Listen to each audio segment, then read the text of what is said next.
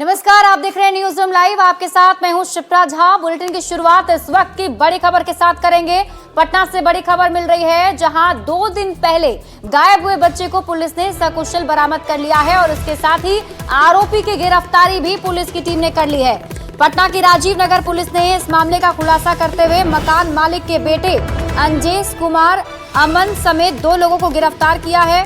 Police का कहना है कि मकान मालिक के बेटे ने ही पीयूष का अपहरण किया था, जिसे पुलिस ने सकुशल बरामद कर लिया है और फिलहाल पुलिस गिरफ्तार आरोपियों से पूछताछ कर रही है।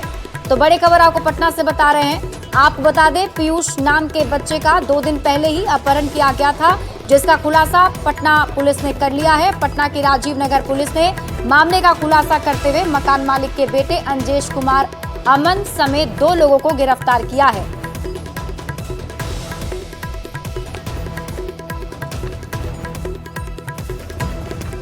और एक और बड़ी खबर आपको राजधानी पटना से ही बता दें। पटना के डाक बंगला चौराहे पर आग लग गई है। बताया जा रहा है कि एकाएक कई सारी दुकानें आग की चपेट में आ गई। हालांकि समय रहते ही दमकल विभाग की टीम को सूचना दे दी गई, जिसके बाद दमकल विभाग की टीम मौके पर पहुंची है। 8 गाड़ियों ने आग पर काबू पाया है। तो पाटलिपुत्र गोलंबर के पास आग लगी है। कई दुकानों में एक साथ आग लग गई।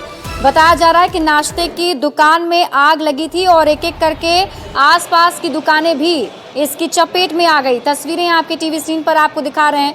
मौके पर फायर ब्रिगेड की टीम मौजूद है। 8 गाड़ियां मौके पर मौजूद है। जानकारी के मुताबिक शॉर्ट सर्किट से आग लगने की आशंका जताई जा रही है। तो पटना से आपको ये बड़ी खबर बता रहे हैं। पाटलिपुत्र गोलंबर के पास ये आग लगी है। कई दुकानों में एक साथ आग लगने की खबर। नाश्ते की दुकान में सबसे पहले आग लगी और आग की लपटें इतनी तेज थी कि आसपास के दुकानों को भी अपनी चपेट में ले लिया। फायर ब्रिगेड की 8 गाड़ियों ने फिलहाल आग पर काबू पा लिया है।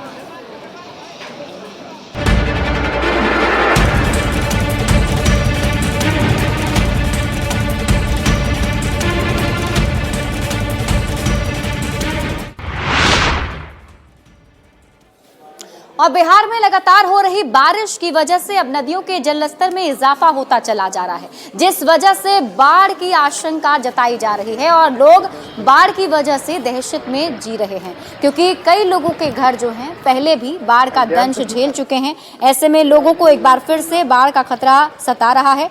अधवारा समूह की नदियां लखनदेई नदी के जलस्तर में बढ़ोतरी जारी है। संभावित बाढ़ को लेकर लोगों में दहशत व्याप्त है। शिवहर के बेलवा में बागमती नदी पूरी तरीके से उफान पर है। जायजा लिया है न्यूज 18 संवाददाता राकेश रंजन ने।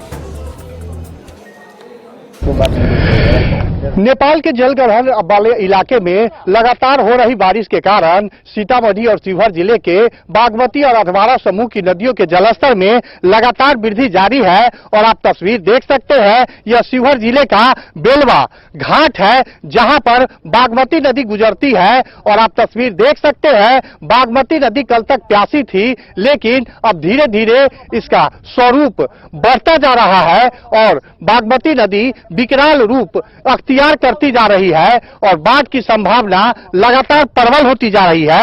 हालांकि शिवहर जिला प्रशासन का कहना है कि संभावित बाढ़ को लेकर पूरी तरीके से तैयारी कर ली गई है। और आप तस्वीर ये भी देख सकते हैं कि यहाँ पर दर्जनों की संख्या में नाविकों के द्वारा नाव भी रखा गया है कि बाढ़ यहाँ पर आता है तो सीतामढ़ी, शिवहर और मोतिहारी का सड़क संपर्क पूरी तरीके से भंग हो जाता है।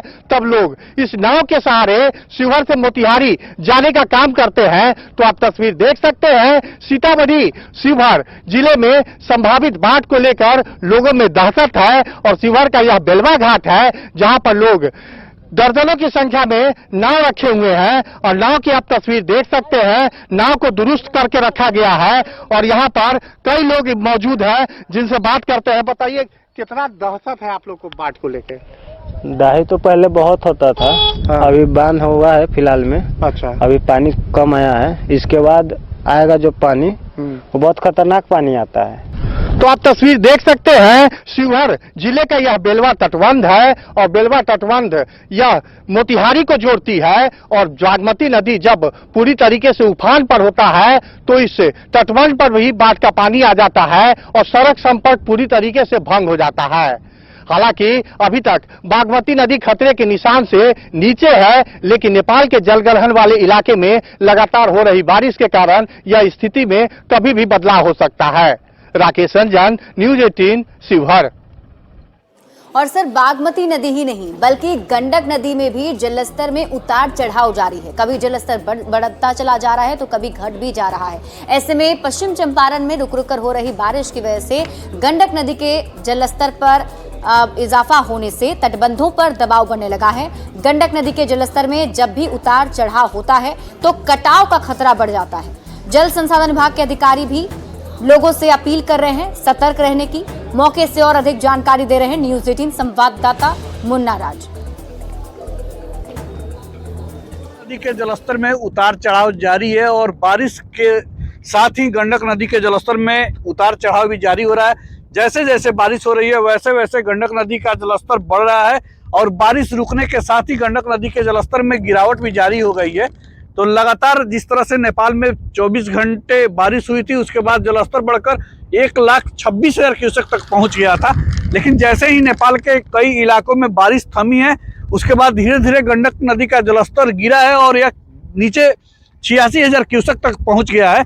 तो जैसे जैसे बारिश हो रही है वैसे वैसे गंडक नदी का जलस्तर जरूर बढ़ रहा है और बारिश के साथ ही जलस्तर में गिरावट भी दर्ज की गई है। लेकिन जैसे जैसे गंडक नदी के जलस्तर में गिरावट हो रही है वैसे वैसे कई बिंदुओं पर दबाव भी बनता है। तो गंडक नदी के जलस्तर में उतार चढ़ाव निश्चित तौर पर कई इलाकों में कटाव को जन्म देगा और कई तटबंधों पर दबाव भी बन रहा है। हालांकि जल संसाधन विभाग की पूरी टीम विभिन्न तटबंधों पर मुस्तैद है और पर्याप्त मात्रा में मटेरियल भी रखे गए हैं। लेकिन गंडक नदी के जलस्तर में जिस तरह से उतार चढ़ाव जारी है वह निश्चित तौर पर तटबंधों और बांधों पर दबाव बनाएगा, जिसको लेकर जल संसाधन विभाग की टीम अलर्ट मोड पर है। और जिस तरह से लगातार बारिश हो रही है और बारिश होने के बाद जलस्तर बढ़ रहा है, उसके बाद अचानक जलस्तर का नीचे गिरना निश्चित तौर पर जल संसाधन विभाग के अभियंताओं की बेचैनी जरूर बढ़ा दिया है। मुन्ना राज, न्यूज 18, बेतिया। और अगली खबर आपको बेगूसराय से बता दें। बेगूसराय में भारी बारिश के बाद लोगों को गर्मी से राहत तो जरूर मिली, लेकिन जल जमाव की समस्या यहां उत्पन्न हो गई है। जल जमाव की वजह से लोगों को काफी परेशानियों का सामना करना पड़ रहा है। तस्वीरें आपके टीवी स्क्रीन पर आपको दिखा रहे हैं। बलिया अनुमंडल के भगतपुर पंचायत में जल जमाव की समस्या से लोग परेशान हैं। जल जमाव को लेकर लोगों में आक्रोश भी है। लोगों का कहना है कि लंबे समय से मांग के बाद भी सड़क का निर्माण नहीं कराया गया। लोग घुटने तक पानी में आने जाने को मजबूर हैं। बड़ों के साथ बच्चों की परेशानी भी बढ़ गई है। जल जमाव की समस्या से करीब 2000 की आबादी प्रभावित है। बरसाती बीमारियों का भी खतरा बढ़ गया है। जब इस चीज का निर्माण हुआ था तो क्या किया था वो जानते हैं। जबकि ऊंचाई पर ही है, गड्ढा में, तो क्यों नहीं किया था। पूछिए अभी क्या कैसे बन जाएगा। हम लोग जाते हैं इतना घूम के, देखिए बोरा बिछाए हैं अभी हम अपने। रोड चाहिए, नाली चाहिए जे कि हम घर से बाहर निकालबे। आ ई सरकार सब बन गए है, मुखिया सरपंच आ की कहे छै वार्ड, आ कोई कर्मे के न रोड बनेलके, न रोड बनेलके, न नाली बनेलके। रुपा लेला 2 महला घर बना लेलके, अपन पेट तक को निकाल लेलके। आ हे जे सब जनता के पानी में डूबे। और ठीक बेगूसराय जैसा हाल गोपालगंज में भी देखने को मिल रहा है, क्योंकि गोपालगंज में भी भारी बारिश हुई है और बारिश की वजह से सदर अस्पताल से लेकर सड़कें डूब चुकी हैं। जल जमाव की वजह से यहां भी लोगों को काफी परेशानियों का सामना करना पड़ रहा है। खास तौर पर सदर अस्पताल में लोगों की दिक्कतें और ज्यादा बढ़ गई हैं। जो मरीज वहां पहुंच रहे हैं वो ठीक तरीके से अपना इलाज नहीं करवा पा रहे हैं। और आज भी मौसम विभाग ने भारी बारिश का अलर्ट जारी कर दिया है। गोपालगंज से मौसम का हाल बता रहे हैं न्यूज 18 संवाददाता गोविंद कुमार।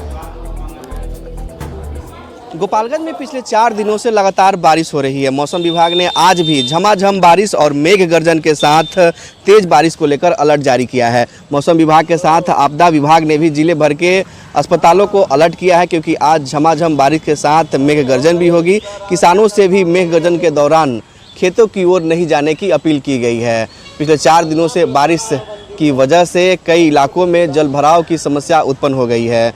बात अगर करें रिहायशी मोहल्लों की, तो वहाँ भी जल भराव की समस्या उत्पन्न हो गई है। सरकारी अस्पताल हो या फिर सरकारी कार्यालय हो, तमाम जगहों पर भारी बारिश की वजह से इस वक्त जल जमाव हो गई है और जल जमाव की वजह से लोग परेशान हैं। बारिश की वजह से गंडक नदी के जलस्तर में भी लगातार वृद्धि दर्ज की जा रही है। चूँकि नेपाल में भी बारिश हो रही है, बिहार के कई इलाकों में बारिश हो रही है, गोपालगंज में भी पिछले 4 दिनों से लगातार झमाझम बारिश हो रही है। गोविंद कुमार, न्यूज़ 18, गोपालगंज। और अब बात करते हैं बिहार में लगातार गिर रहे पुल पर अब सियासत शुरू हो चुकी है। जहां एक तरफ आरजेडी और कांग्रेस सरकार को घेरने में लगी हुई है, तो वहीं दूसरी तरफ सरकार की तरफ से पलटवार भी किया जा रहा है और बयानबाजी का दौर जारी। क्या कुछ कहना है, आपको सुनाते हैं।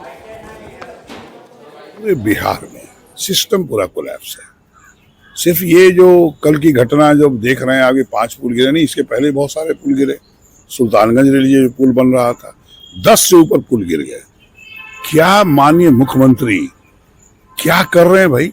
जो आपके लोग हैं, जो इंजीनियर्स हैं, आखिर क्या देख रहे हैं? अगर कोई पुल पहले भी बना है और कोई कमजोर है तो उसको आपको देखना चाहिए, आपके इंजीनियर्स को आपको सूचना देना चाहिए। आपको कोई सूचना नहीं दे रहा है। आप जनता के साथ खिलवाड़ क्यों कर? विजय सिन्हा जी अगर इस तरह की बात कर रहे हैं, पुराने पुल थे गिर गए, तो उनको मानसिक स्थिति उनकी खराब हो गई है। तो जहां एक तरफ विपक्ष की तरफ से सरकार पर आरोप लगाए जा रहे हैं, तो वहीं जवाब भी सत्ता पक्ष की तरफ से दिया जा रहा है। और ऐसे में बिहार सरकार के मंत्री जमा खान ने भी पलटवार करते हुए कहा है कि जो पुल गिर रहे हैं उसकी जांच की जाएगी, कोई भी इसमें गड़बड़ करने वाले बचने वाले नहीं हैं।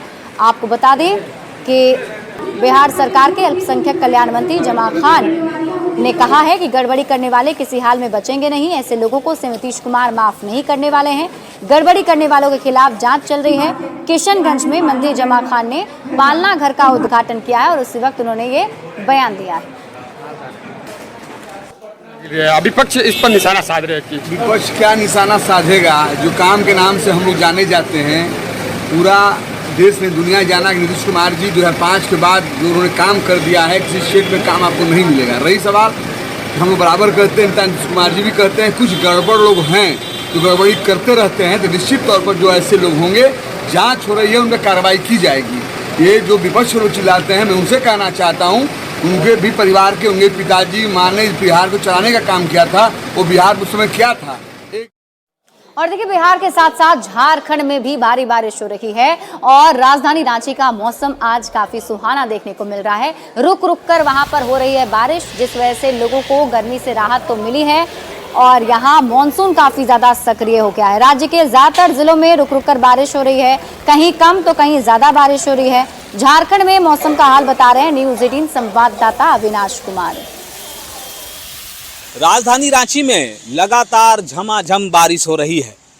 रांची ही नहीं, अगर पूरे झारखंड के अलग अलग ज़िलों की भी बात कर लें तो देर रात से ही बारिश शुरू हो गई है और किसानों के लिए खासकर अगर हम बात कर लें तो ये राहत भरी खबर है, क्योंकि किसानों को इस दिन का इंतज़ार था। और लगातार अगर हम मौसम विभाग के पूर्वानुमान पर भी गौर करें तो ये कहा जा रहा था कि अब जो है मानसून पूरी तरह से झारखंड में सक्रिय हो चुका है। और ख़ासकर अगर हम रांची और इसके आसपास के इलाकों की बात कर लें या दूसरे ज़िलों की भी बात कर लें, कल शाम तक रामगढ़ और पलामू के इलाके में, गढ़वा के इलाके में कई इलाकों में बारिश के अनुमान थे और वैसे बारिश भी हुई। दूसरी बात हम यह भी कह लें कि जो बारिश हो रही है उसके बाद से अगर सुबह के वक्त सड़कों पर जो लोग निकल रहे हैं, जो दूर दराज से जो लोग और ख़ास रांची के एयरपोर्ट के इलाके में आ रहे हैं, उन्हें थोड़ी परेशानी ज़रूर हो रही है। रुकता नहीं, काम ज़रूर चलता रहेगा। लेकिन एक अच्छी बात यह है कि अब जो है पूरी तरह से मौसम सुहाना हो चुका है और अब तक जो लोग उमस भरी गर्मी से परेशान थे, अब उन्हें बारिश ने पूरी तरह से ठंडा कर दिया है। न्यूज़ 18 के लिए अविनाश कुमार, रांची। और अगली खबर आपको गिरिडीह से बता दें। गिरिडीह में विख्यात शिव गंगा मैली हो गई है। दरअसल यहाँ पर पानी कम और कीचड़ ज्यादा है। ऐसे में श्रद्धालुओं को काफी दिक्कतों का सामना करना पड़ रहा है, लेकिन फिर भी श्रद्धालु इसी शिव गंगा में डुबकी लगाकर भगवान भोलेनाथ की पूजा अर्चना करने को विवश हैं। इस बार भीषण गर्मी की वजह से शिव गंगा का जलस्तर भी काफी नीचे चला गया। अगर हम जल स्तर की बात करें तो फिलहाल शिव गंगा में 2 फीट पानी है और 3 फीट कीचड़ बचा हुआ है। बावजूद इस पानी में श्रद्धालु स्नान करने को मजबूर हैं, क्योंकि इसके अलावा धाम में श्रद्धालुओं के स्नान के लिए कोई व्यवस्था नहीं है। बिल्कुल नहाने का इच्छा बिल्कुल नहीं कर रहा था, पर भी पूजा करने आए हैं तो नहाना पड़ा, मजबूरी था इसलिए नहाना पड़ा, नहीं तो ऐसा पानी में हम लोग कभी नहीं नहाते हैं। और क्या इससे ज़्यादा बिल्कुल बिल्कुल गंदा है। और आरा से आपको अगली खबर बता दें, आरा में सदर अस्पताल से एक ऐसी तस्वीर सामने आ रही है जो व्यवस्था पर सवाल खड़े करती है, क्योंकि यहां पर मरीज को बेड नहीं मिला है बल्कि कुर्सी पर ही मरीज का इलाज किया जा रहा है।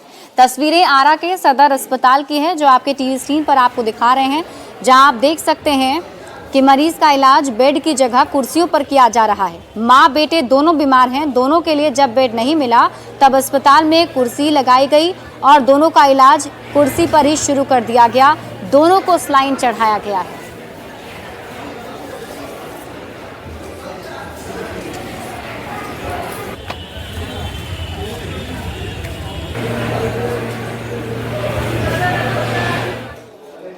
बढ़ते आगे, आरजेडी अपना 28वां स्थापना दिवस मना रहा है और इसको लेकर भव्य आयोजन की तैयारी भी की गई है। तो वहीं दूसरी तरफ जेडीयू के मुख्य प्रवक्ता नीरज कुमार ने इस पर हमला बोला है। नीरज कुमार ने तेजस्वी यादव पर निशाना साधते हुए क्या कुछ कहा है, आपको दिखाते हैं।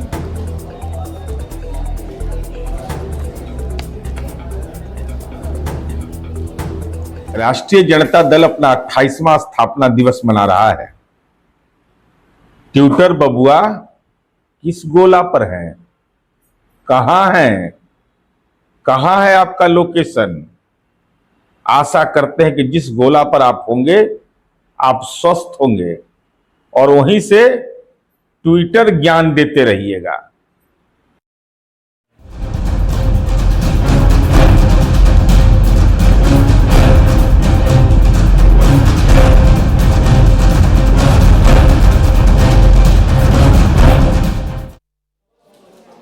और अब बात करते हैं पूर्णिया के रुपौली में होने वाले विधानसभा उपचुनाव की।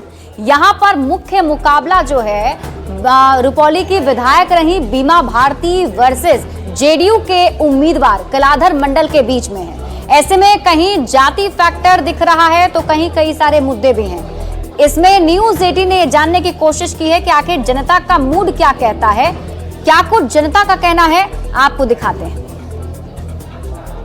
रुपौली विधानसभा चुनाव चल रहा है और अभी मैं मौजूद हूँ रुपौली विधानसभा क्षेत्र के बरहरा कोठी के उरलाहा पंचायत में। हमारे साथ यहाँ पर कई लोग हैं और आप देख सकते हैं कि इसमें कई किसान भी हैं, कुछ मजदूर भी हैं, सभी तबके के लोग हैं, पत्रकार भी हैं। आइए इन लोगों से बात करते हैं। यहाँ का स्थिति ठीक है चल रहा है। क्या है मुद्दा?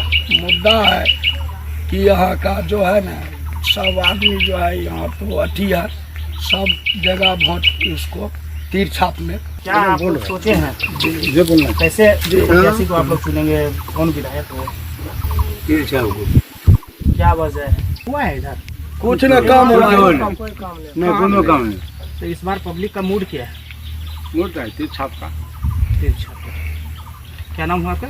क्या हालत है यहाँ? यहाँ तो कमी है, कम से कम नाला का पानी जल जमा होता है, विकास नहीं हुए ढंग से होता है, पानी रोड पर जम जाता है, नाली का कमी है यहाँ और सब तो सब रोड पेरा तो बन गया है, सब कुछ ठीक ठाक है। विधायक जी पहले जो थे बीमा भारती कुछ काम किए हैं यहाँ पे? जी काम तो किए हैं लेकिन लोग के संपर्क में नहीं हुआ। यहाँ के स्थानीय पत्रकार भी हैं विनय कुमार सिंह जी, आइए उनसे बात करते हैं।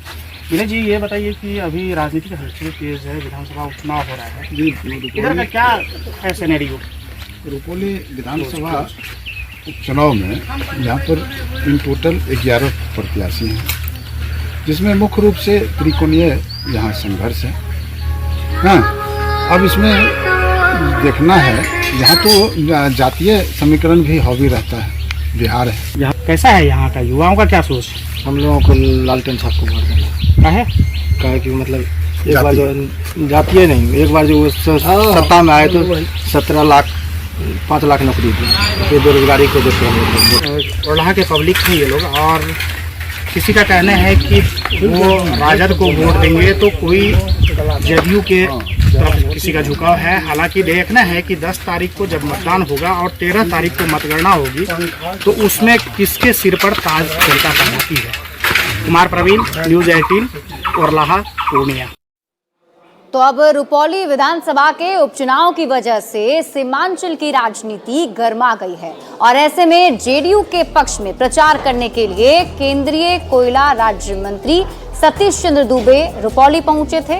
उन्होंने कलाधर मंडल के पक्ष में वोट की अपील की, लोगों से मिलकर जेडीयू के पक्ष में वोट करने की अपील की और साथ ही साथ बीमा भारती पर उन्होंने निशाना साधा है। सतीश चंद्र दुबे ने बीमा भारती पर निशाना साधते हुए कहा कि भले ही पप्पू यादव बीमा भारती के समर्थन में आ गए हों, लेकिन इसका कोई फायदा उन्हें मिलने वाला नहीं है। पप्पू यादव का चुनाव जीतना एक संयोग है, इसे गंभीरता से नहीं लिया जा सकता है।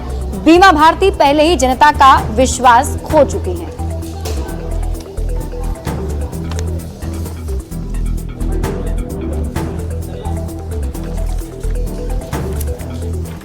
और इसी बीच शुरू कर लेते हैं बड़ी खबर की। गिरिडीह से आपको इस वक्त की बड़ी खबर बता दें, जहां पर एक ऑटो पलट गया, जिस वजह से हादसा हो गया है। बताया जा रहा है कि इस पर सवार होकर खिलाड़ी फुटबॉल मैच खेलने के लिए जा रहे थे, लेकिन तभी ये सड़क हादसा हो जाता है। ऑटो पलट जाने की वजह से फुटबॉल टूर्नामेंट में खेलने जा रहे सभी खिलाड़ी जो हैं वो इस हादसे के शिकार हो जाते हैं। 6 से ज्यादा खिलाड़ी इसमें घायल बताए जा रहे हैं। गुमला के पालकोट थाना क्षेत्र में हादसा हुआ है। तो बड़ी खबर आपको गुमला से बता रहे हैं, जहां अनियंत्रित होकर टेम्पो पलट गया है और 6 से ज्यादा जो खिलाड़ी हैं वो इसमें घायल हो गए हैं। जानकारी के मुताबिक ये सभी फुटबॉल टूर्नामेंट खेलने के लिए जाने वाले थे।